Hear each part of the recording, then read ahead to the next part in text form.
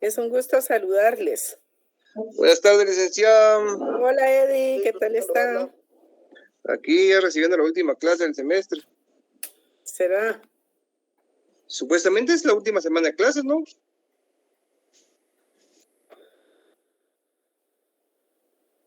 ¿Qué tal, María? ¿Cuándo empezamos exámenes en la noche? 18, Lic. 18. No, pero todavía vamos a tener la otra semana. Por eso tienen día de por medio ustedes.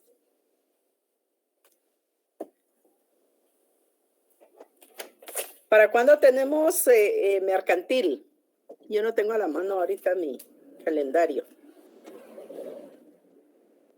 ¿Alguien lo tiene por ahí?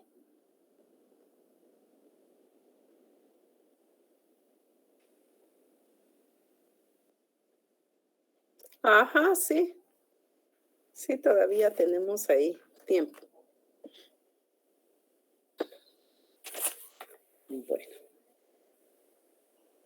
A ver si nos ponemos. Sí, Eddie. Licenciada, disculpe, una molestia. Y las notas del segundo parcial ya no las tiene. Mire por ahí, cabal, vi que usted ya había dicho que me preguntaran. No, sí, cabal, por eso pregunté yo. Por ahí vi el chat. Por ahí el chat, gracias, licenciada. Se las voy a tener, yo espero para el fin de semana. Fíjese que tuve que interrumpir la actividad porque me dio tendinitis. No se haga bolas, pónganos 100 a todos, hombre, síganos. No, nada de eso. Mira que hasta paré enferma de la mano, entonces estoy en recuperación. No reposo total de la mano porque no se puede, ¿verdad? Pero sí me suspendieron esa parte. Sin embargo, yo espero que ya gracias, Josué, ya para la otra semana las van a tener. Yo casi no digo estas cosas, pero sí porque tuve que suspender. Fíjese que sabía que estaba atrasada, pero me suspendieron esa actividad. Entonces, no que se recupere entonces, licenciada. Gracias. Oye, pero algo sí le garantizo, que van a tener sus notas antes del final. Gracias, mi amor. Les decía que, gracias, Juan Luis, gusto en saludarle. Les decía que esto se los iba a explicar, independiente que me preguntaran o no, se los iba a explicar al final, pero ya que Eddie nos preguntó, pues igual nos ponemos ya en esa información. Les decía que nos vamos a poner en contexto con la última sesión. ¿Se recuerdan ustedes que estuvimos platicando?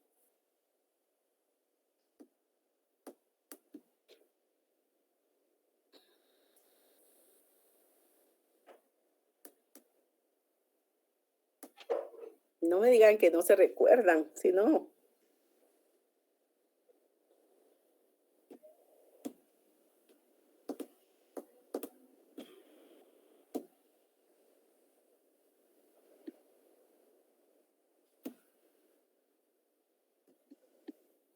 Juan Luis, ¿se recuerda algo de la sesión anterior? Mire, eso lo dije Juan Luis y se fue Juan Luis.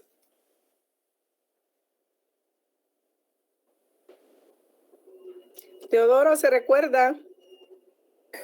Buenas tardes, licenciada. ¿Qué tal está? Gusto en saludarle. Gracias, igualmente.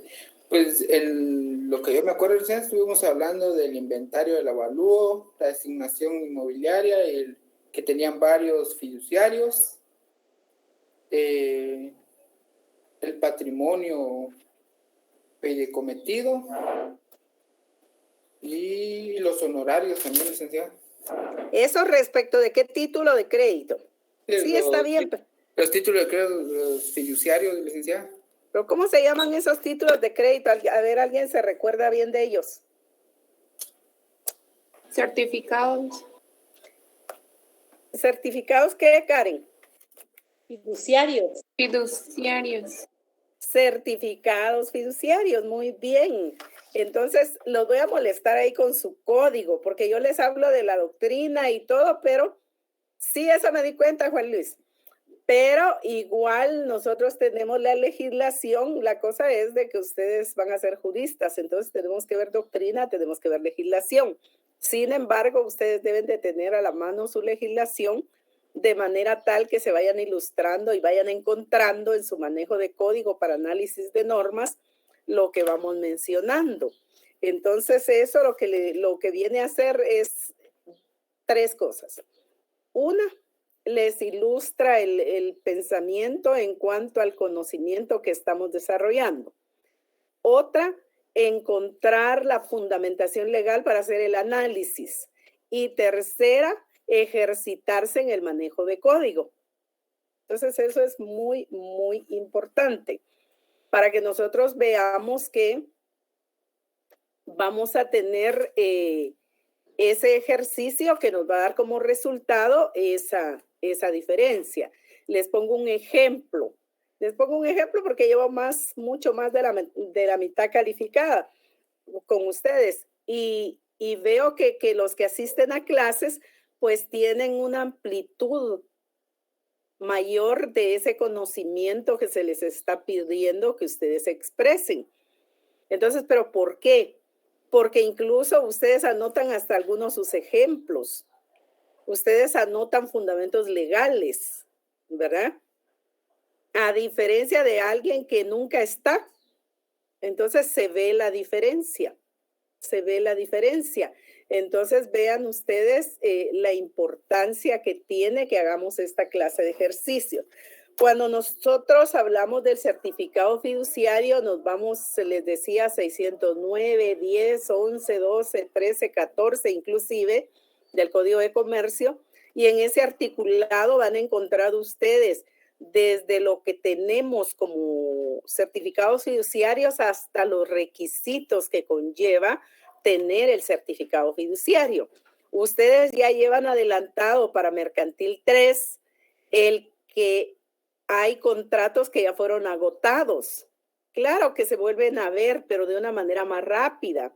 Pero ustedes ya llevan esa idea firme que hay títulos de crédito que se relacionan directamente con contratos. ¿Por qué razón? Porque vemos que el origen es el contrato. Por ejemplo, en el caso de los certificados fiduciarios, el origen es el fideicomiso. Y entonces ustedes estudian que hay fideicomiso, estudian que puede ser por testamento que se instituye o que puede ser constituido por contrato. Encuentran que hay un fideicomitente, que hay un fiduciario y que hay un fideicomisario, aunque les cueste decir esos nombres.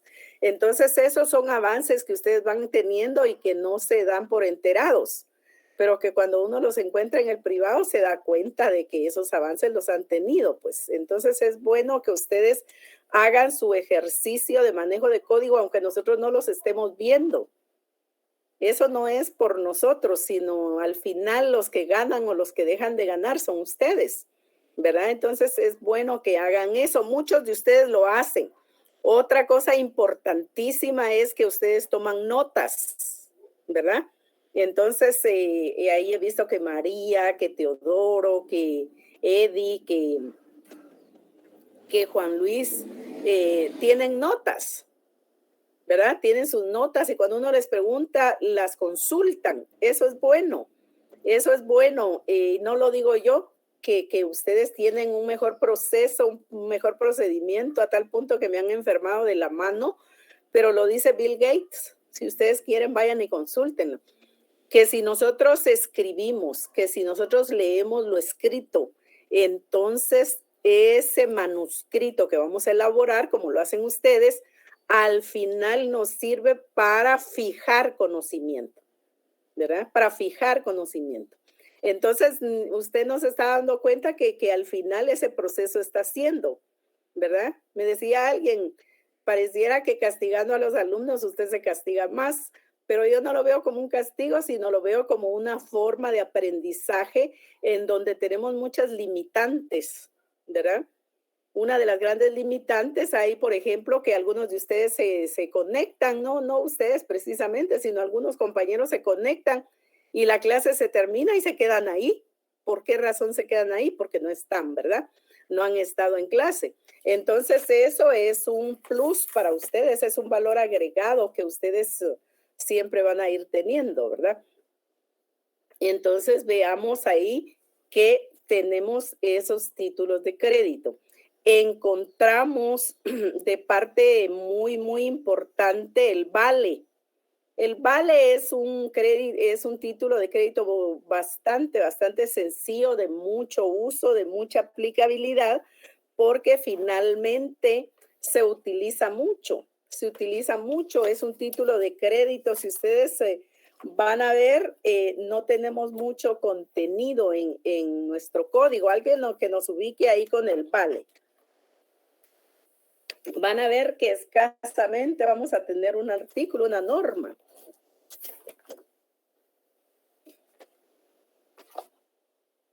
Es el artículo 607, licenciada.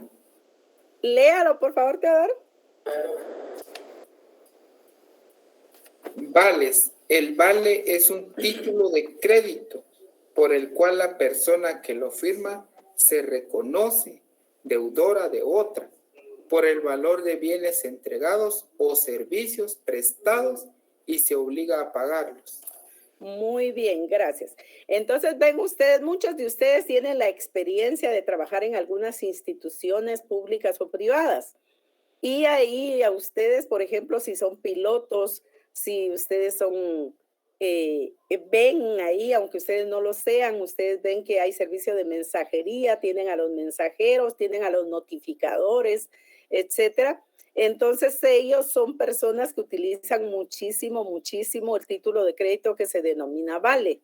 Los vales son títulos de crédito, como bien lo dijimos. Encontramos en el vale un contenido de crédito dinerario. Es un título de crédito representativo de dinero. Y si ustedes lo observan, como podemos ver en el 607 que nos leía Teodoro, encontramos que a través del título de crédito una persona se reconoce deudora de otra. Usualmente puede ser de persona individual o de persona jurídica. Usualmente es de una persona jurídica, en donde se hace a través de la firma deudora de otra persona. Entonces ahí tenemos el vale. ¿Por qué decimos que es representativo de dinero? Porque vamos a encontrar que esa cantidad que va a hacerse efectiva como crédito es una cantidad dineraria.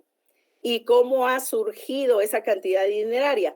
A través del recibimiento de bienes o a través de prestación de servicios recibidos. Entonces, ahí encontramos, pero ¿por qué decimos que el vale es un título de crédito representativo de dinero? Porque al final también es cierto eso, Juan Andrés.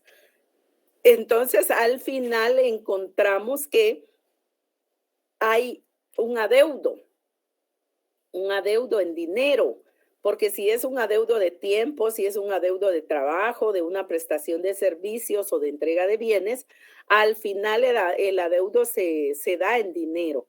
Entonces, ahí encontramos que el vale se utiliza precisamente para hacer constar que una persona que lo firma se reconoce deudora de otra, para que este monto, este valor dinerario sea entregado por la recepción previa de bienes o servicios. Lo vemos, por ejemplo, en los servicios de gasolinerías. Las gasolineras, por ejemplo, trabajan directamente con instituciones, entiéndase organismo judicial, Universidad de San Carlos, SAT, etcétera.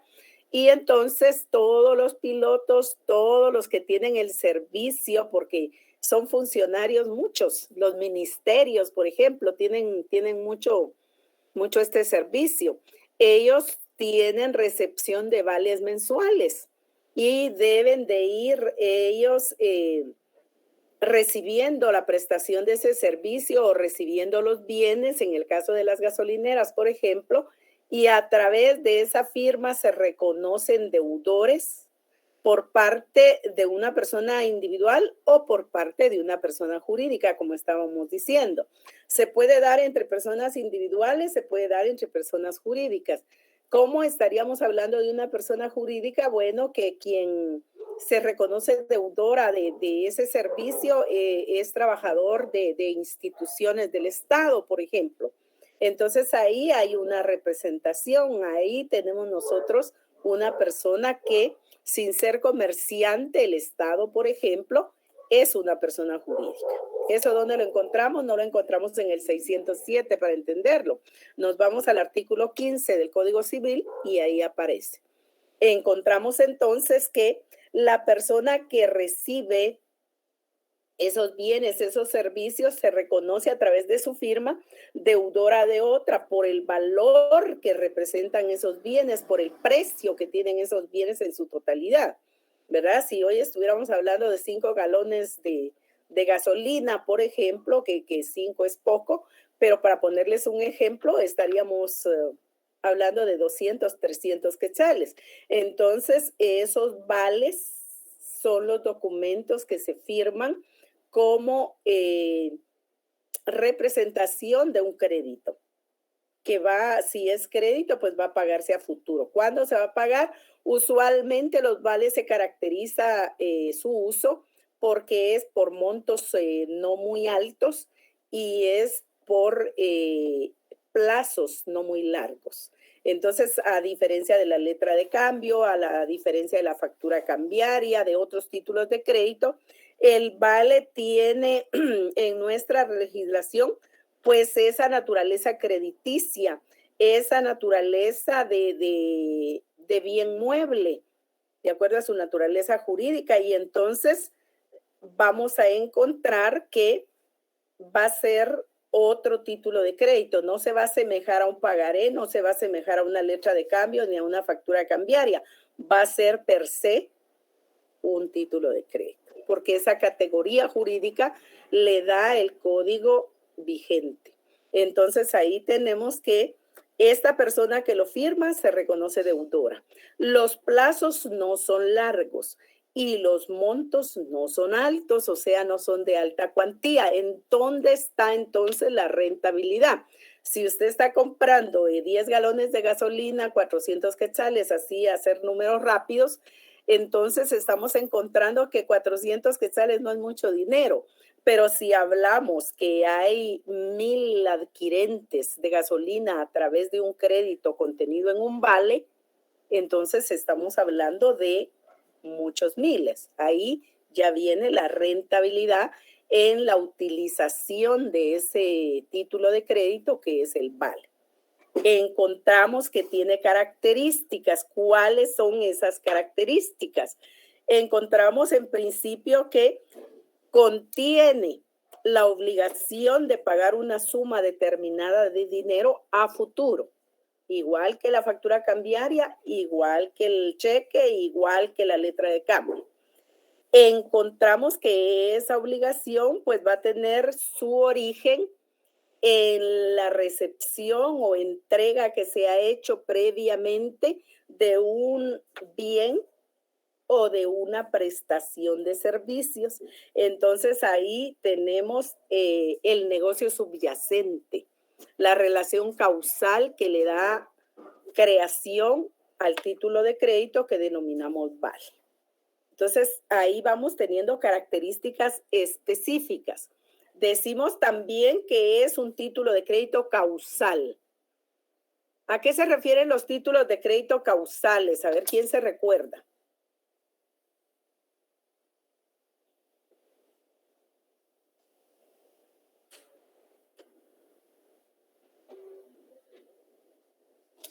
Eso lo vimos en la teoría general de los títulos de crédito.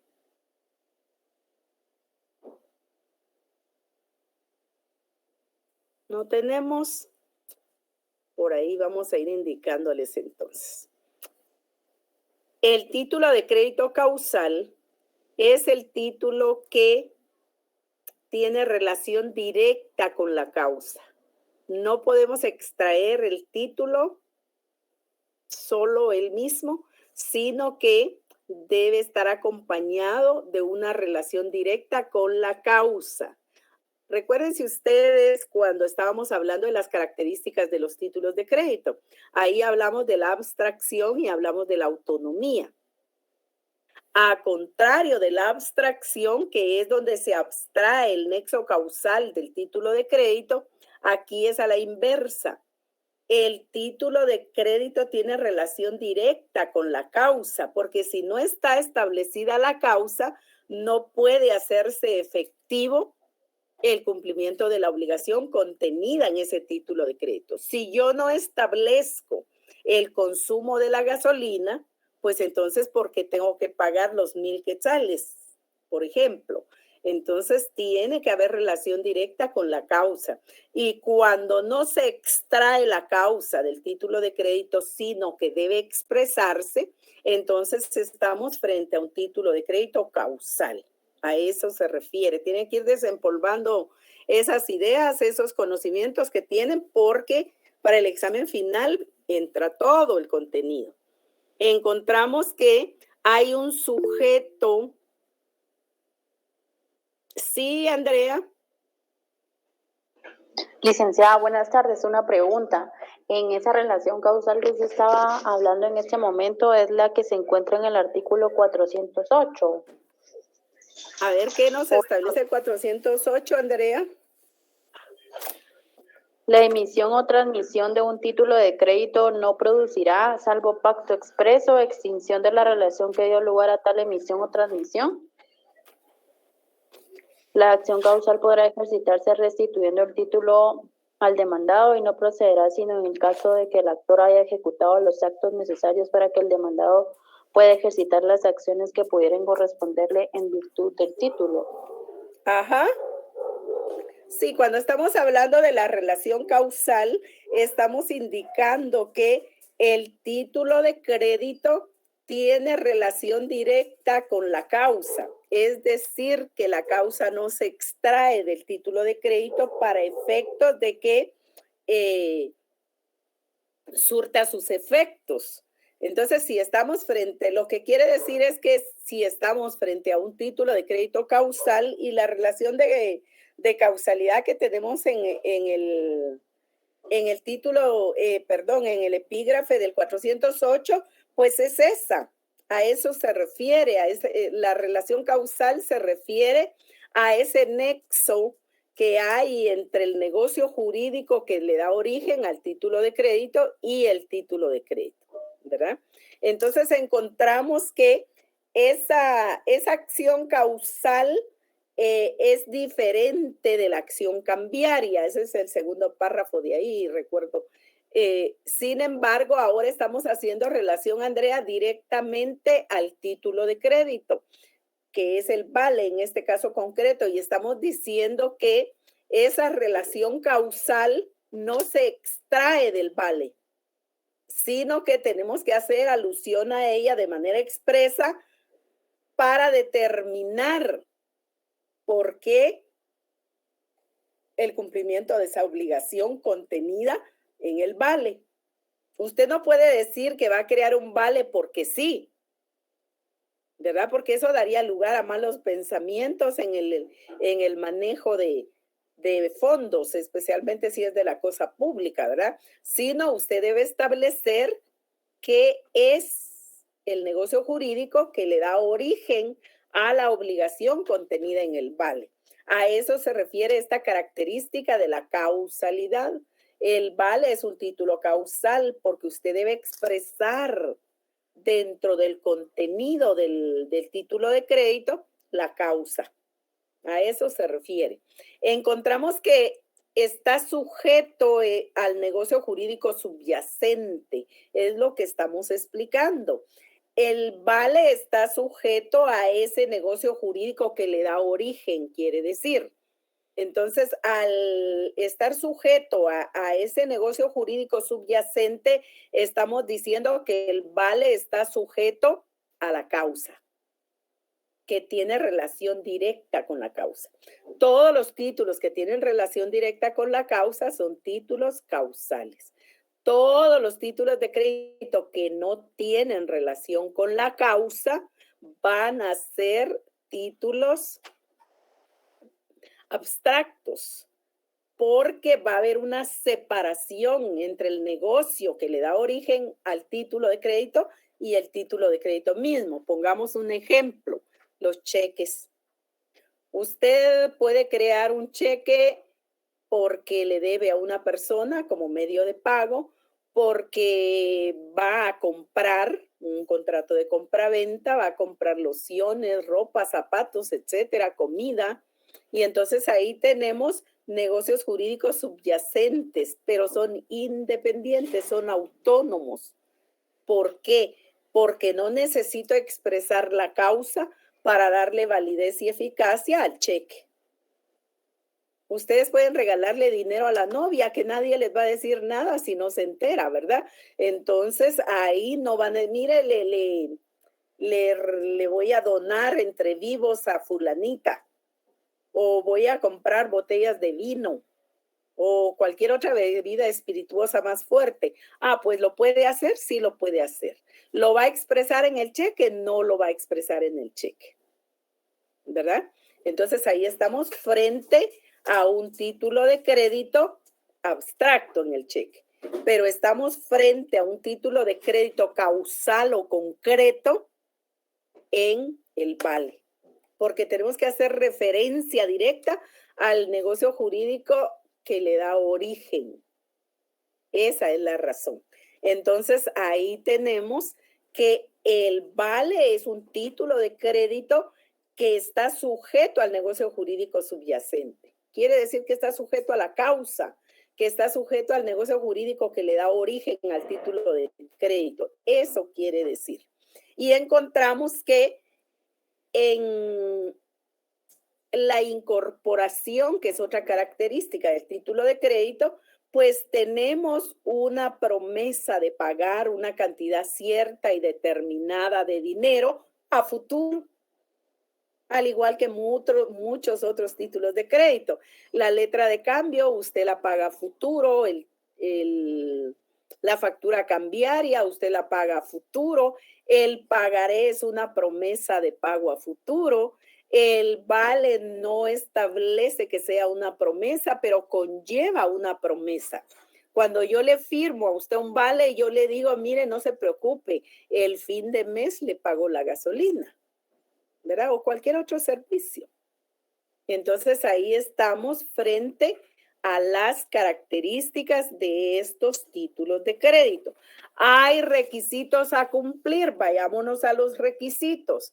Tenemos los del 386. Incorporan una obligación de pagar una suma determinada de dinero. Veámoslo aquí en el 400. ¿Cuánto tenemos ahí? El vale 607. Encontramos que ahí hay una persona que va a firmar un título de crédito. Se va a reconocer frente a otra deudora de una cantidad cierta y determinada de dinero que va a ser el precio de los bienes o el precio de la prestación de los servicios. Entonces ahí tenemos que con la firma, la parte deudora se obliga a pagarlos a futuro, promete pagarlos a futuro. Entonces ahí tenemos una cantidad dineraria. Ahí tenemos ese requisito de pagar una cantidad cierta y determinada de dinero porque hemos firmado reconociéndonos deudores del precio de esos bienes o de esa prestación de servicios para que su pago sea futuro. Entonces ahí tenemos esos requisitos. Encontramos que en el título de crédito obviamente no regula todos los requisitos en un cuerpo de norma, sino que nos vamos al de requisitos especiales, sino nos vamos al 386 y encontramos que ahí tenemos todos los requisitos para crear un vale, ¿verdad? Y si nosotros los requisitos del 386 vamos y los sumamos al contenido del 607, ahí tenemos los requisitos del vale. Entonces estaríamos hablando que de los requisitos del vale tendríamos 5 del 386, unos que son subsanables, otros que no. Y luego el que nace la cantidad de la suma determinada de dinero que la tenemos en el 607. Entonces, ¿quiénes son los elementos personales de ese título de crédito? Pues es la persona que lo crea. Tenemos que hay un deudor porque el vale, quien lo crea, es la persona que lo firma.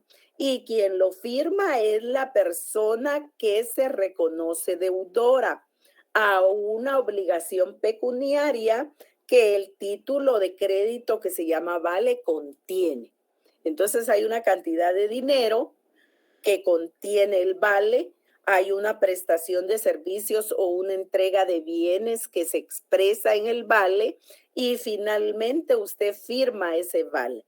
Entonces es la persona que lo crea, es la persona que lo firma y es la persona que se reconoce deudora.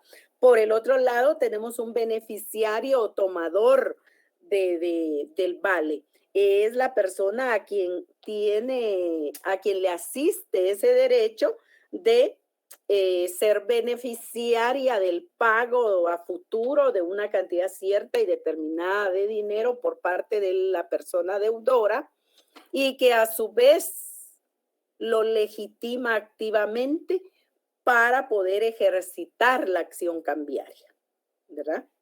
Entonces, a ver si alguien de ustedes se recuerda cuándo ejercitamos la acción cambiaria. Eso es teoría general de los títulos de crédito. También ese es un crédito, porque Josué, cuando usted firma vales a cuenta del salario, eso quiere decir que a usted le están anticipando pagos, eso quiere decir, ¿verdad? Y usted firma un vale. Al final le van a pagar el salario, o la prestación de servicios, porque puede ser honorarios también, y le van a descontar la sumatoria total que den los vales que usted ha firmado. Así funciona también. Decía, ¿cuándo nosotros podemos ejercitar la acción cambiaria? Alguien que nos recuerde eso, porque está en teoría general de los títulos de crédito, ya lo vimos. En caso de falta de aceptación o de aceptación parcial, Lita. Léase, lo tenemos en el 619, 615 del Código de Comercio, Zulema, porfa. Título 2 de los procedimientos, capítulo 1 de la acción cambiaria, artículo 615, ejercicio de la acción. La acción cambiaria se ejercitará, primero, en caso de falta de aceptación o de aceptación parcial. Segundo, en caso de falta de pago o de pago parcial. Tercero, cuando el librado o el aceptante fueran declarados en estado de quiebra, de liquidación judicial, de suspensión de pagos, de concurso o de otra situación equivalente. Ahí estamos, gracias Zulema, ahí estamos en el 615 en el ejercicio de la acción cambiaria. Puede ser por varias causales: falta de aceptación, falta de pago, falta de aceptación parcial, falta de pago parcial, o porque haya un inminente riesgo de una declaratoria de quiebra, ¿verdad? Entonces ahí estamos. Si a usted no le van a aceptar el vale y usted es beneficiario, usted puede ejercitar la acción cambiaria. Si a usted no le van a pagar o no le pagan el contenido dinerario del vale, usted está como beneficiario legitimado activamente para ejercitar la acción cambiaria. Eso es lo que quiere decir. En otras palabras más sencillas en su derecho procesal, pero ahí se recuerdan que ustedes deben ser técnicos jurídicos. Yo puedo accionar ante los órganos jurisdiccionales competentes, yo puedo accionar ante los juzgados a efecto de obligar al cumplimiento del pago de cantidades dinerarias contenidas en títulos de crédito. Eso quiere decir. Entonces, el vale, como está elevado a la categoría jurídica de título de crédito en el Código de Comercio, en el 607, vamos a encontrar que una vez lo tenga firmado el beneficiario, o tenedor del vale, pues está legitimado activamente para ejercitar la acción cambiaria que nos hacía ver su lema. Entonces, ahí estamos frente al ejercicio de la acción cambiaria y eso denota que es un título de crédito perfecto, el vale, ¿verdad? Encontramos igualmente que hay modalidades del vale. El vale puede ser que se cree por prestación de servicios, que ese sea el concepto de creación del vale, o por adquisición de bienes. Entonces, si yo adquiero bienes, entonces firmo el vale y me obligo como deudora a hacer efectivo el cumplimiento de la obligación en la fecha establecida en el vale. Si hay prestación de servicios, entonces yo recibo la prestación de servicios y luego de recibir esa prestación de servicios, yo a través de la firma, como el 607 lo establece, me obligo al cumplimiento de esas obligaciones contenidas en el vale. A eso se refiere el título de crédito de que estamos hablando. Encontramos que como es un título de crédito, entonces está sujeto a otras acciones, a otros derechos y obligaciones cambiarias. ¿Cuáles son esos? Porque un derecho cambiario es ser beneficiario de ese contentivo dinerario que tiene incorporado el vale, que puede y que debe circular. Ese es otro ejercicio cambiario. Pero también hay otros, como el endoso, por ejemplo. Es susceptible de endosar el vale si yo puedo negociar muchos vales haciéndolo circular. Y entonces todos esos vales me van a servir a mí para que yo reciba esa cantidad de dinero en un tiempo menor al establecido en el vale y que quien adquiera esos vales a futuro, cuando se llegue la fecha que está establecida en el vale para el cumplimiento del plazo, entonces se ejerciten los derechos incorporados en esos vales. ¿Se pueden negociar de esa forma? La respuesta es sí, se pueden hacer circular. Al poder hacerlo circular, también vamos a entender que pueden ser endosables. Los vamos a poder endosar. ¿Por qué razón? Porque es el medio que nos sirve para hacer circular los títulos de crédito. Su circulación se determina por parte de la persona creadora para la forma en que va a circular el título de crédito. Y luego tenemos que también pueden ser avalados porque son representativos de dinero.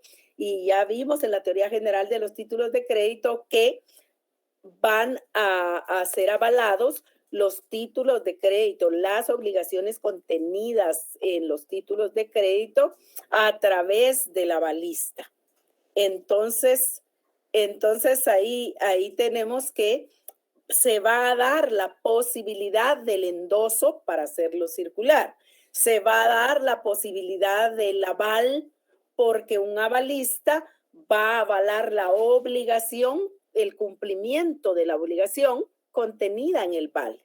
¿A favor de quién? Pues a favor del deudor, ¿verdad? Porque el deudor va a ser respaldado por el avalista. Pero en cumplimiento a favor de quién? Del beneficiario, porque a quien le tendría que pagar el avalista en última instancia, que el principal obligado, que es el deudor, no haga efectivo ese pago, pues nos vamos a ir a hacer el pago por parte del avalista al beneficiario. Y entonces ahí tenemos los elementos personales del aval, el avalista, el avalado. Los elementos personales del endoso, el endosante y el endosatario. Y finalmente, ya en conjunto, los elementos principales del del vale, que va a ser la persona deudora, que se reconoce deudora a través de la firma de ese título de crédito, y el tomador o beneficiario que se va a beneficiar con el pago de esa suma determinada de dinero que el deudor le haga efectiva al cumplimiento de la obligación, vencido el plazo contenido en el vale. Entonces ahí estamos frente a otro título de crédito que eso es lo que podríamos decir de el vale. ¿Alguna inquietud, alguna pregunta?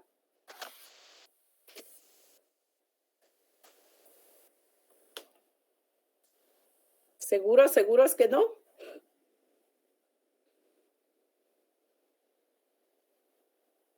Bueno, entonces pasamos al 441. Alguien que nos lea el 441. ¿Qué tenemos por ahí? Del 6-7 nos vamos al 441. Alguien que lo lea, por favor.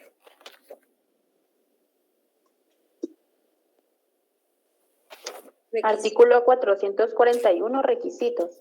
Además de lo dispuesto por el artículo 386 de este código, la letra de cambio deberá contener: 1. La orden incondicional de pagar una suma determinada de dinero. 2. El nombre del girado. Y 3. La forma de vencimiento. Encontramos ahí entonces que esos son requisitos especiales de otro título de crédito. Encontramos que el vale debe de cumplir con los requisitos del 386, pero que ahora pasamos a otro título de crédito. ¿Quién nos leyó el 441? Por favor, ¿qué título de crédito tenemos ahí? Karen.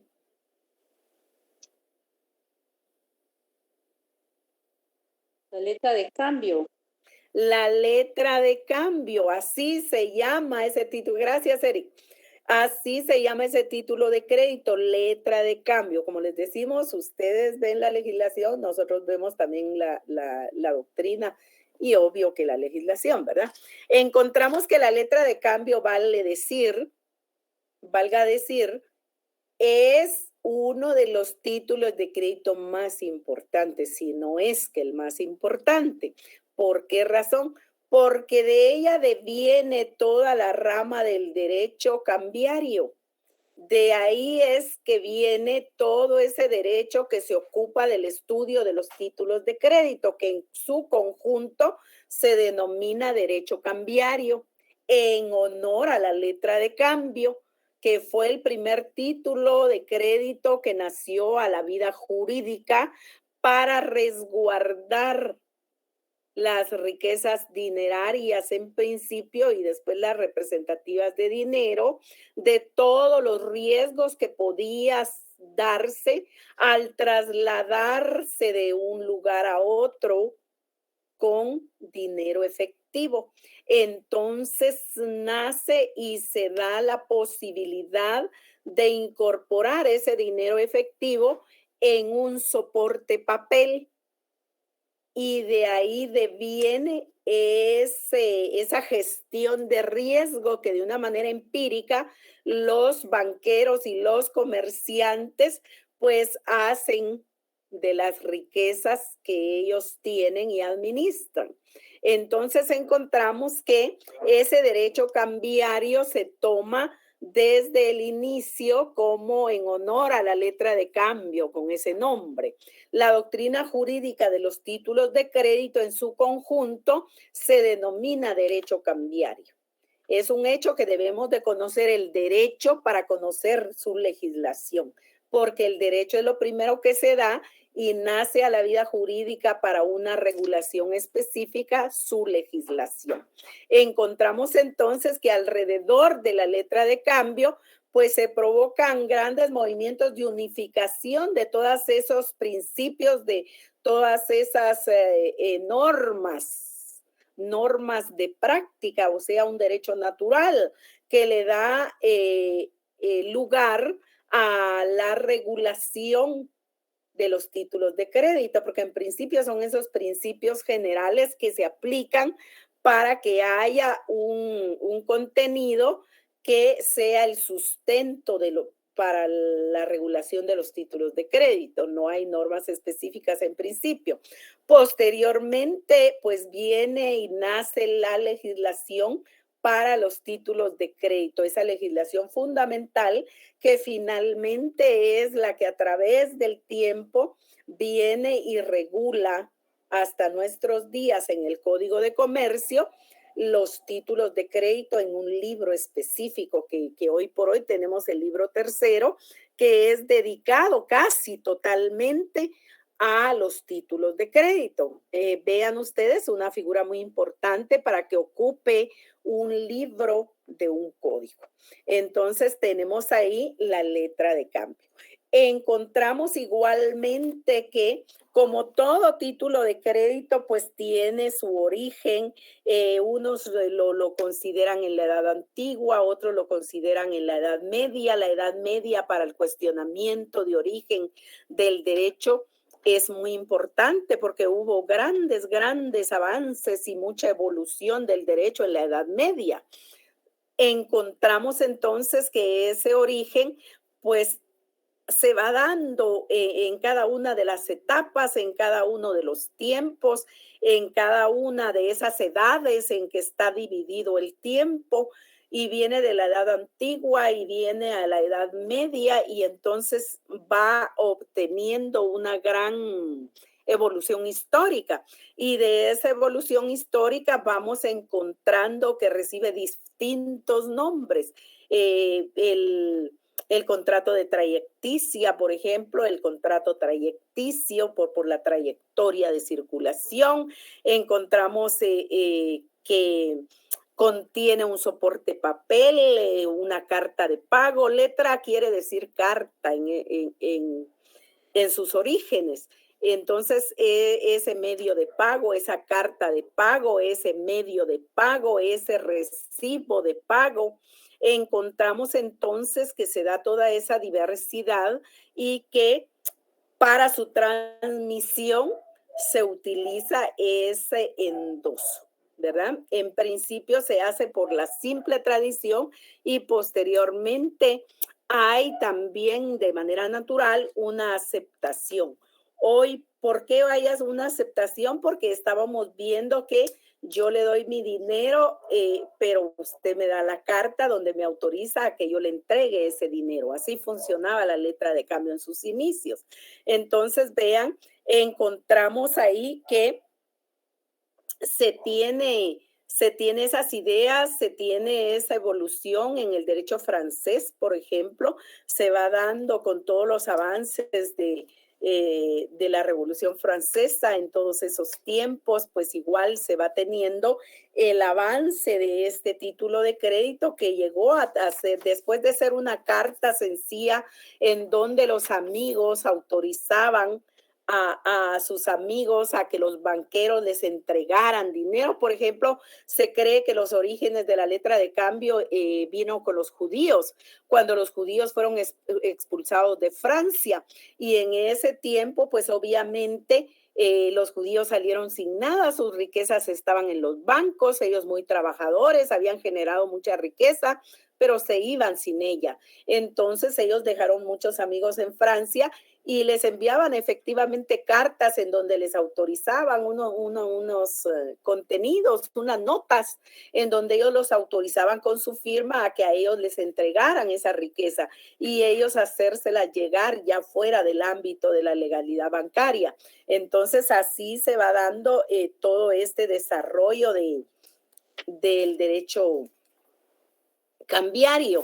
Se va obviamente evolucionando, ya se tiene como esa carta de cambio a través de la autorización con la firma. Entonces yo le envío mi carta firmada y usted va al banco y le dice al banquero que yo lo estoy autorizando para que usted reciba mis riquezas, ¿verdad? Es como si le enviáramos un cheque al portador, a alguien, y va al banco y me trae el dinero, por ejemplo, en un endoso en procuración. Entonces funcionaba así la letra de cambio.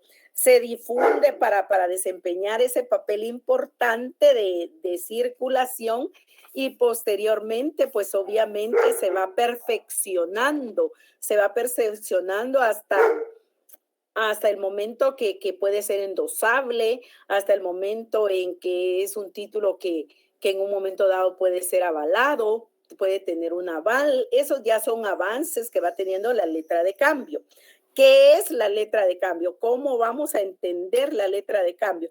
Pues es ese título de crédito, obviamente, en donde hay muchas definiciones. Ustedes van a encontrar a muchos juristas del derecho mercantil, a Ahumada, a Vivante, a Rodríguez, etcétera, a Villegas Lara, a Vázquez Martínez, entre otros, que van a definir la letra de cambio, que van a indicar que es un título de crédito. Lo primero que no podemos dejar de indicar es que es un título de crédito formal, es un título de crédito completo que contiene la obligación de pagar una suma cierta y determinada de dinero al vencimiento del plazo en el lugar, en el modo y las condiciones pactadas, las circunstancias más que condiciones, en las circunstancias pactadas y expresadas en el mismo título de crédito.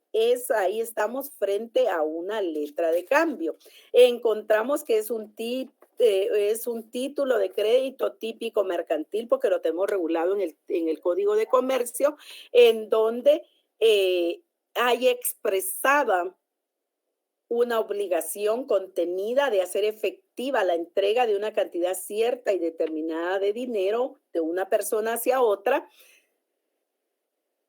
en contraprestación del crédito per se, ¿verdad? No hay una recepción de contraprestación, sino previamente una cantidad determinada de dinero porque media un crédito, y al vencimiento de ese plazo en el lugar que se pactó y en las circunstancias de modo, de tiempo, de lugar que se ha establecido en la misma letra de cambio, se va a hacer efectivo el cumplimiento de la obligación.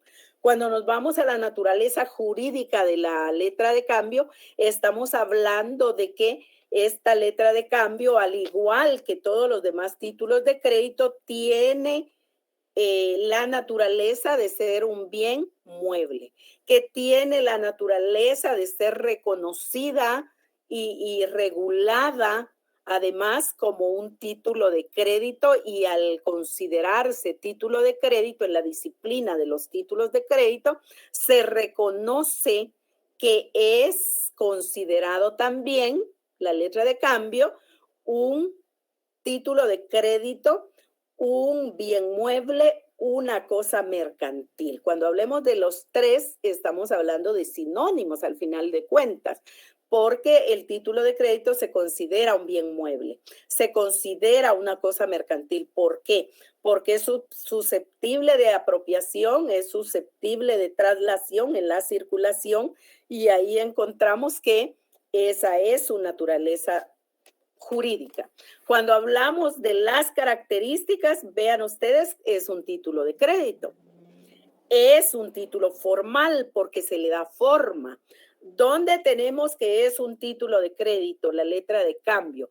Pues al final en el 385, 386 y 441. Ese es el sustento de que es un título de crédito y además un título de crédito formal, igual que todos los demás títulos de crédito, porque cumple con la formalidad, con la forma, con el formulismo establecido como característica de todos los títulos de crédito.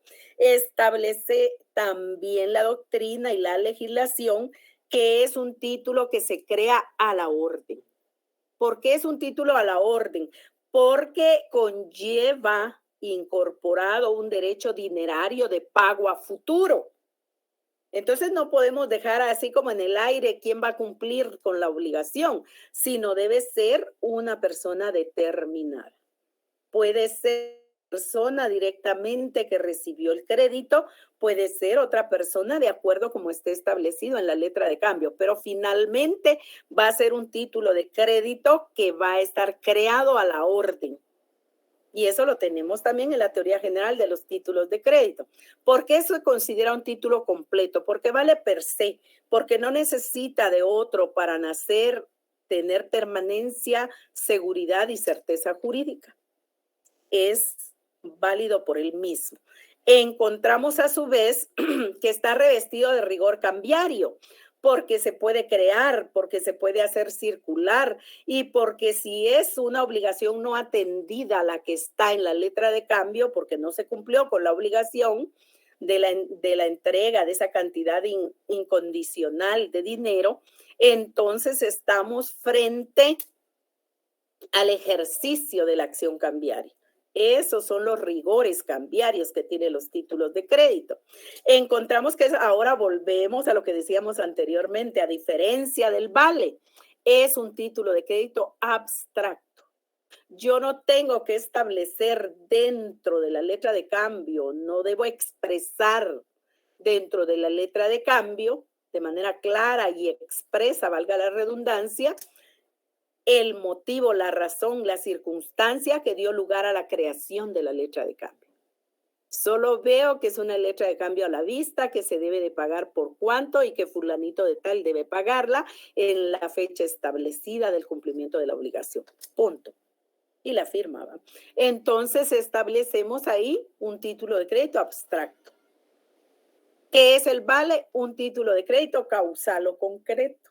Entonces son contrapuestos. Encontramos que es un título incondicional, donde tenemos su lema, la incondicionalidad de la letra de cambio.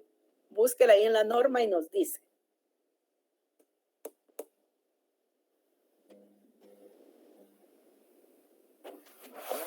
¿No está su lema? Bien, La Lita, aquí tenemos, estoy. bueno, la tenemos en el 441 numeral primero.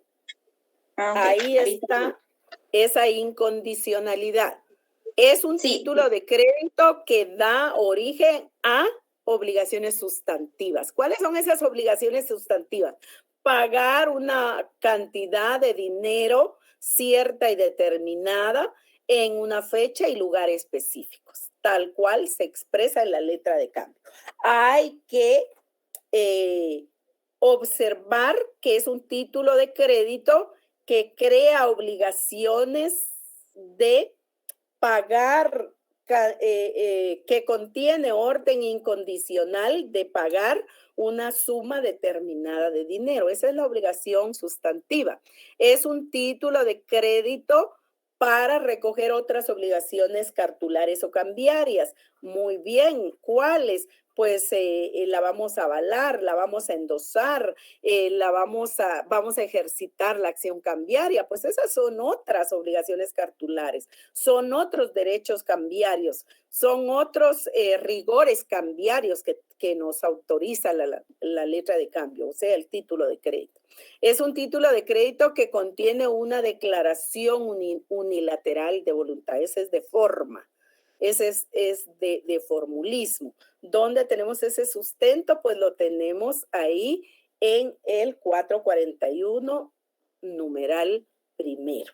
Encontramos los elementos personales de la letra de cambio. Pues tenemos que hay elementos personales, como veníamos diciendo también en el vale, que son indispensables, que son primarios, que son principales y otros que son accesorios, ¿verdad? Porque tenemos a la persona que crea la letra de cambio, que es el girador, es el librador, es el creador. Tenemos al girado, librado u obligado. Ya tenemos dos elementos personales. Y el tenedor de la letra de cambio, el tomador de la letra de cambio, el que se beneficia con el derecho incorporado en la letra de cambio. Entonces ahí tenemos los elementos personales o intersubjetivos principales de la letra de cambio. Pero ¿es susceptible la letra de cambio de ser endosada? La respuesta es sí. Entonces aparece también el endosante y el endosatario. Aparece el avalista y el avalado, si fuera el caso que vamos a utilizar el aval. En cuanto a la función económica, ¿para qué vamos a usar? Termino en 2 minutos. La letra de cambio nos va a servir como un medio de pago para sustituir dinero, por ejemplo. Nos va a servir como medio de cobro. Yo la tengo y voy a cobrar. Nos va a servir para efectuar préstamos. Es un medio de crédito. Entonces, esas son funciones económicas que tiene la letra de cambio. También podemos realizar operaciones de descuento. Así como les decía, aquí vamos a negociar los vales, vamos a negociar las letras de cambio en esa misma forma. Y entonces ahí hay una operación de descuento. Vamos a garantizar el cumplimiento de otras obligaciones con esas letras de cambio. ¿Se puede? Sí, hay un medio de garantía de una obligación. Encontramos que se pueden conceder créditos de aceptación, un medio para la concesión de créditos en aceptación, por supuesto que sí se puede. ¿Cuáles son los requisitos cambiarios que tenemos? Los requisitos están establecidos en el 386, ya pueden ir ustedes al 386, eso ya lo saben ustedes.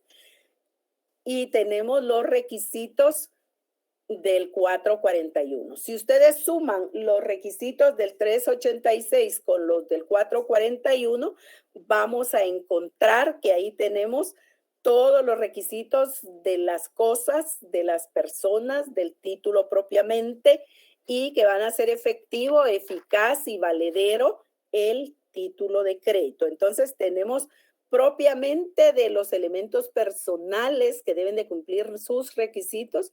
Tenemos requisitos propiamente de la obligación cambiaria contenida en la letra de cambio, y luego encontramos que se hace efectiva, válida y eficaz la existencia de la letra de cambio. Puede ser una